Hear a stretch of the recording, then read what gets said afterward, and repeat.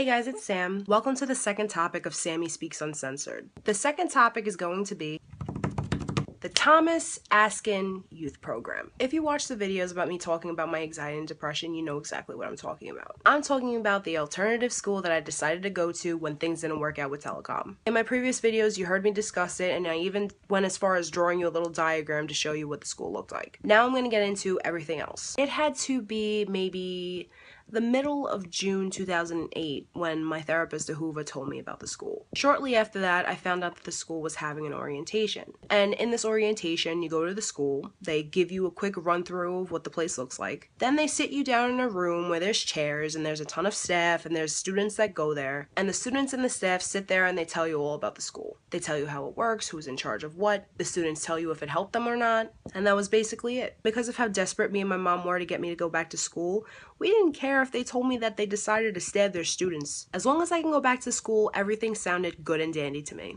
In order for me to attend the school in September, I had to take summer classes. The summer classes weren't bad at all, but at the same time, because my anxiety started coming back a little bit, I would miss a lot of the summer classes. Thank God the school knew what was going on with me and they let it pass and I was able to start in September. Like I said in the previous video, there were 3 different classes. There were 2 high school classes and then there was a GED class. If I remember correctly, I believe I was in high school 1. Yeah, I was, because I remember who my homeroom teacher was. One thing you may notice is that I'm gonna start renaming every single teacher. I'm doing that to cover my own ass so no one fucking sues me for talking about them. And I'm doing that because I don't want to hear anyone's fucking mouth. So I'm gonna give these teachers random names. The homeroom teacher for high school 1, his name was Mr. Blais. Mr. Blais was a heavy-set, dark-skinned guy. Everyone knew him as the guy who looked like he smoked pot all the time. His eyes were very droopy, and they were also very red. He also had a voice that was kind of, well, bleh. He had one of those really deep voices, but when he spoke, it sounded like he was constantly tired. So because of the way he spoke and the way his eyes looked, everyone just assumed that he was a closet pothead. Everyone always gave him shit. But to be perfectly honest with you, I really liked him. He was always nice to me. I never had a problem with him. He was a good teacher. He did his job. I passed all of his classes. I never saw what the big deal was. The homeroom teacher in high school too, his name was Mr. Tank. Now I do remember that the first day we started school, he wasn't there that day. Mr. Tank was a fucking badass. It turns out he had gotten into a really serious motorcycle accident, and because of that he wasn't able to make it to his first day. So automatically none of us know who this guy is, but we're all thinking the same thing. Yeah, this guy must be dope. And as it turns out, he was. He was by far my favorite teacher ever, of all time. He was also dark-skinned, he had dreadlocks, and he was buff as shit. He would speak to you like he's your friend, but he made sure to be the teacher when he had to be the teacher. He was just a really down-to-earth guy, and he really cared about his students. Out of all the teachers I've ever had in my life, he was by far my favorite. Now I'm gonna try to see if I can remember everything correctly. I believe that Mr. Tank taught math, that I know for sure, and I believe he also taught science. Now, my homeroom teacher, Mr. Blais, I know that he taught English, social studies, and I don't know what else. We also had this teacher that would randomly pop up every once in a blue moon to teach us art. Don't really remember her name. I just know that it started with H, so I'm gonna call her Miss Hans. And everyone had a problem with Miss Hans too, I don't get it. And I can't believe I don't remember her name. I loved art, so I should remember that. But Miss Hans, she was very outspoken. She was very opinionated, and she didn't take shit from nobody. And that's probably why no one liked her. But I never had a problem with her. And the GED teacher, even though I knew who he was, I didn't take any of his classes because that's not what I went to school for. But I'm gonna call him Mr. Book. And I'm gonna call him Mr. Book because he looked very boring. He was like an old white dude with glasses. And a lot of people complained about him too. One thing you'll notice as I'm talking is that it seems like all the students had a problem with every fucking teacher. And in all honesty, yeah, everyone fucking did. Not only did they have problems with the teachers, they had a problem with the whole fucking staff. You wanna know why? I'll tell you why. Because the staff was good staff. One thing all the kids had in common when it came to that school is that we all ended up there because we were fuck-ups. Whether we purposely meant to fuck up or we accidentally fucked up, it didn't change the fact that we were there because we fucked up. And because of that, the staff was strict. It was their job to make sure that we all stood on track. It was their job to try their best to make sure that we didn't fuck up again. And a lot of us didn't like it because we just wanted to be kids. We wanted to be young and dumb and do stupid shit and have a good time. And you know what? I was one of them. I can admit that. When I went to Askins, the only drug I ever had experience with was pot.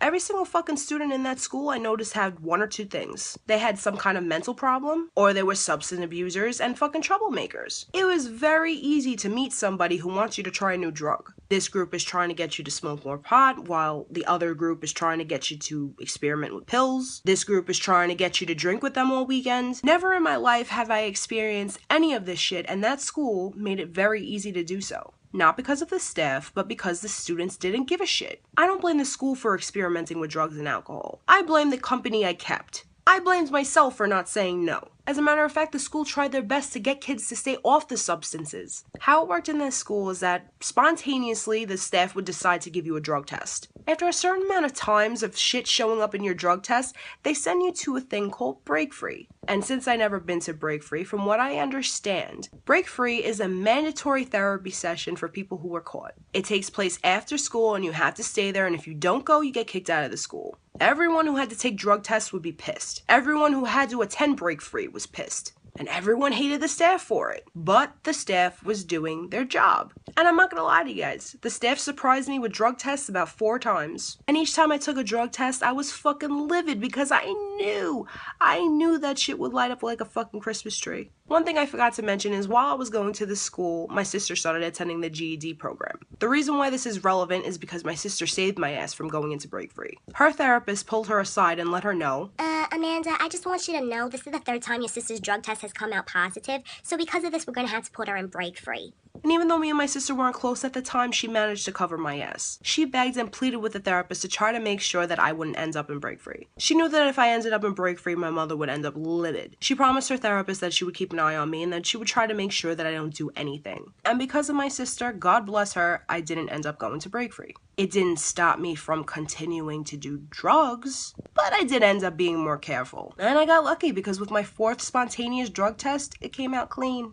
They stopped drug testing me after that. There was even a period where someone in the school had ratted. My house was known as the party house, Where Askins students were known to go to have sex, to drink, and to party hardy with every drug possible. Now, that wasn't completely true, but regardless, there was a rat in my cheese, and the word got out amongst the school that kids were going to my house to get fucked up. I found out that the staff was telling the students not to go to my house. They said I was a bad influence. But what the school didn't understand is that I didn't go into this school like this. I came out like this. These students are the ones that made me start all this shit. What makes you think that them coming to my house is going to make a difference? My house was just one of the many places that people can go to have a good time. What the school didn't know is that despite where they were going, they would still do the same shit. People would come out of the school and as soon as they're out, they're popping pills. There are people who smoke pot before they went to classes. They clear up their eyes, they put gum in their mouth, they spray their body down, and they go to class. There were people that would go to school and by the weekend they'd be drinking their fucking asses off. And so the saying goes, you can lead a horse to water, but you can't make them drink. Regardless of your rules, regardless of having Break Free, regardless of you telling them what they should and should not do and where they should not go,